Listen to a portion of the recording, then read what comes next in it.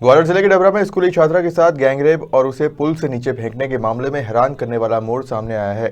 अब पीड़िता ने पुलिस को दिए अपने बयानों में कहा है कि ना तो उसके साथ कोई बलात्कार हुआ है, ना ही उसे सहराई पुल से किसी ने नीचे फेंका। दरअसल नाबालिग लड़की ने खुलासा करते हुए कहा कि पढ़ाई का दबाव और घरवालों की डांट फटकार से तंग हो चुकी थी, इसलिए उसने अपने साथ बलात्कार और पुल से फेंकने की झूठी कहानी बनाई थी।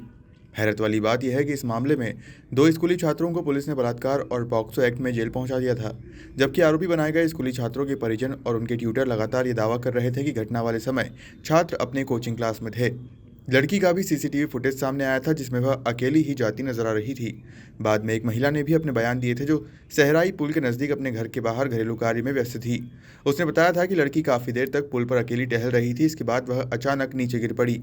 ये लड़की गंभीर रूप से घायल हो गई थी। ग्वालियर में उसका इलाज चल रहा है। डबरा में एक फरियादिया ने ऐसा पिछली बार आया था कि उसने बताया था कि कोई गैंग रेप हुआ उसके साथ में, और उसके बाद उसको फेंक दिया गया तो उससे उसको चोटें आई हैं।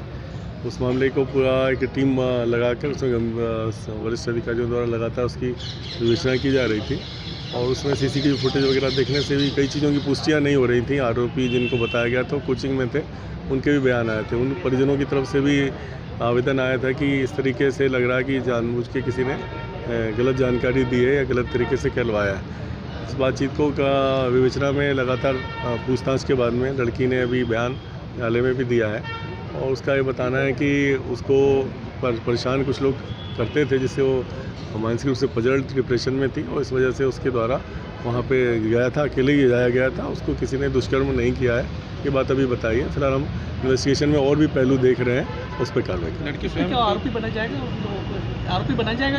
अभी देखेंगे किसमें केस का क्या फैक्ट आता है, क्या बात रही, किस वजह से ऐसा हुआ, क्या इसमें क्राइम का मेंस रहा है, तो उस पर कार्रवाई।